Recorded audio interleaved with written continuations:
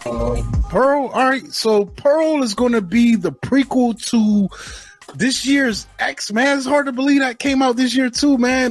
The crazy thing about Pearl is it was filmed simultaneously while X was being created, man. And I wonder if they snuck it or if the producers knew that was going down, because I feel like the way this film is, this could be something you could probably shoot in a week, man. If you were focused enough, like that's what this thing feels like. It's they're sharing some of the same locations from the film X. So I'll give you the synopsis on this film. Trapped on her family's isolated farm, Pearl must tend to her ailing father under the bitter and overbearing watch of her devout mother. Hoping for a more glamorous life, Pearl's ambitions, temptations, and repressions all collide to horrific effect. Cast in this film, we got Mia Goth plays Pearl. David Corn Sweat plays Howard in this film, her husband who's away at war. Tandy Wright plays Ruth, her mother. Matthew Sunderland, that's her dad in this film. We get Emma Jenkins as Mitzi and Alistair Sewell as Howard. So actually, hold up, my bad. Who's Matthew Sunderland? Yeah, all right, I got that correct. All right, this Bears, man, they're kicking. But so pretty much this is a prequel, man. And here's the crazy part about this. So Pearl, Mia Goth played a character. She played Pearl in the original X film. If you remember, Pearl was the person who was married to the farmer who rented the farm out to the porno producers. So this film takes place around 1918 or 1919. Yeah. So it's around World War I. So this character and that character are the same character. So Mia Goth also played the Minx character in X, the wanted to be porn star. She was the one that wanted to be famous and go to Hollywood.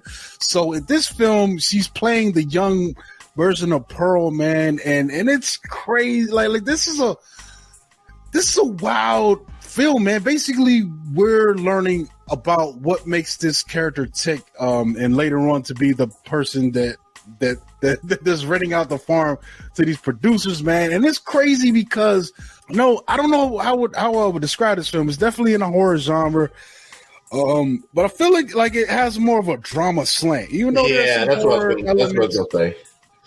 Yeah, because essentially we're seeing this character and she's kind of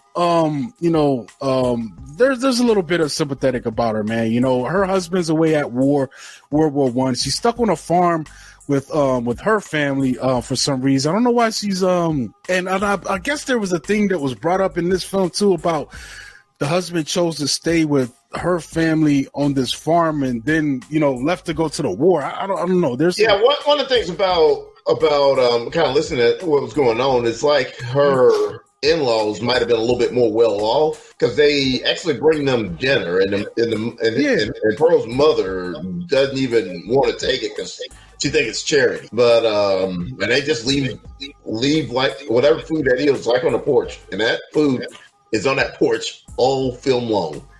Yeah, insane to me. Yeah, so it's messed up, man. So essentially, she's stuck on this farm with her parents, and her parents it's interesting. Her mom, her dad is pretty much seems to be paralyzed, or some kind of way. So the mom and Pearl, they're taking care of him. He can't bathe himself, he can't feed himself.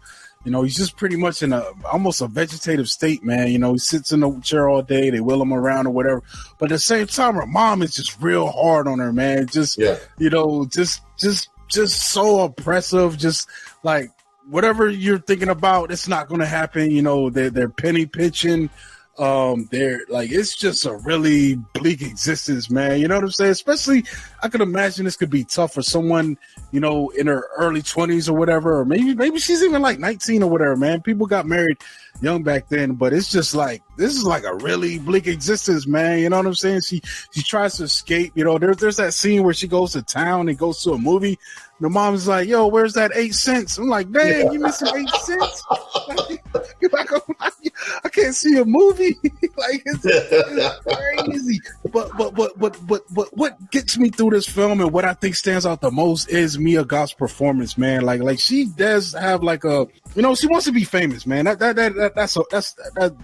it. it, man. You know, I feel like a lot of today's society can relate to this, man. That's why you see people doing all these crazy TikToks and all this nutty stuff. Like they're trying to get attention, man. Like I think she would probably fit in this era. If she had a cell phone, she'd be dancing and singing and doing stuff like that. So.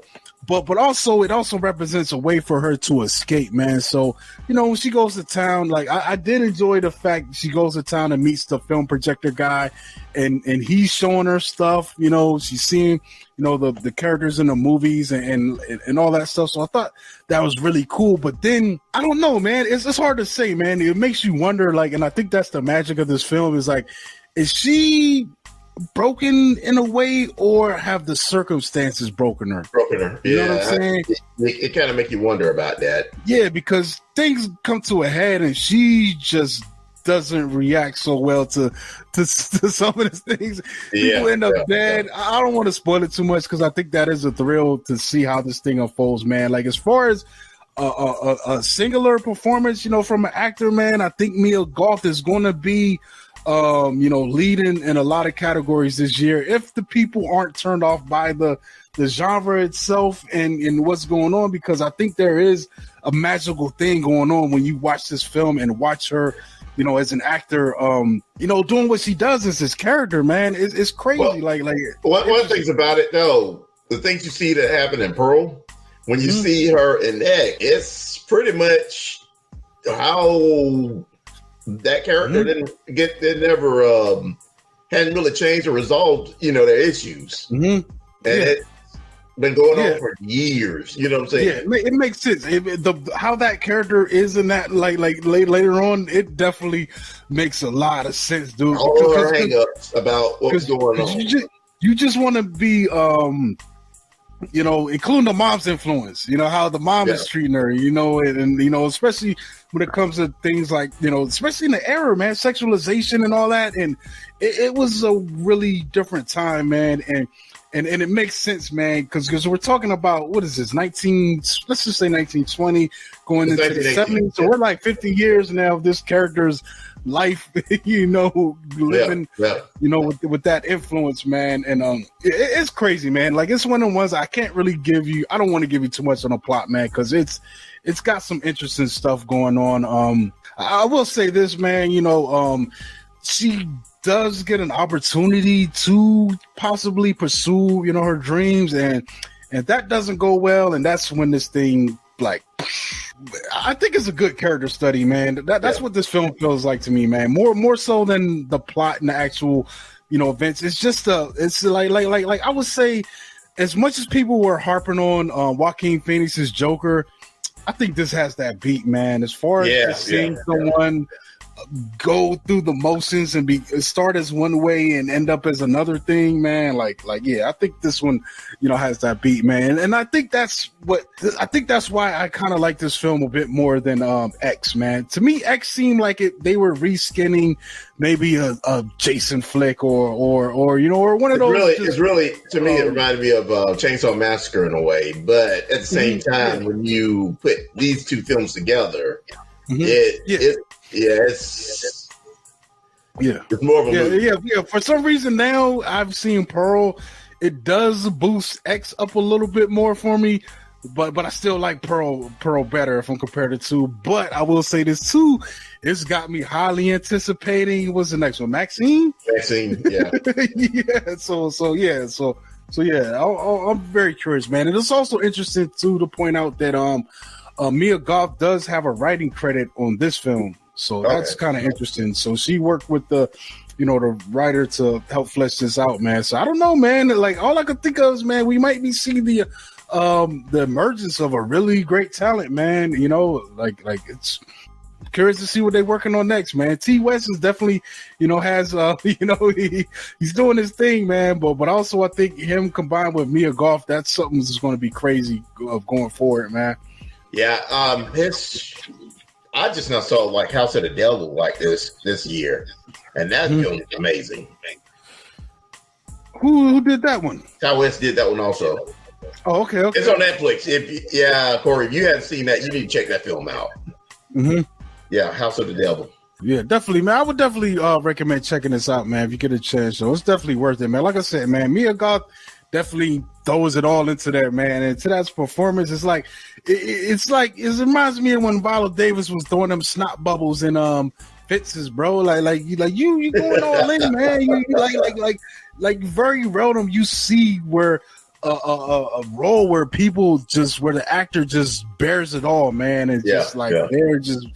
And yeah, definitely. I think she definitely leaned in on this, man. And we'll see, man. We'll see if she gets rewarded. Because, like I said, man, the subject matter might hold it back. Because a lot of times, man, like they really don't respect the horror genre, man. And there's been a few years, man, where I've seen some of the greatest stuff, like performances of the year. I've seen work coming out of that genre, but they don't get respected because of what it is, man. It's hard to be up in there on front of. You know what I'm saying, on the Oscar stage, you know what I'm saying, with a film like this, man, it just doesn't happen usually, but we'll see. That's right.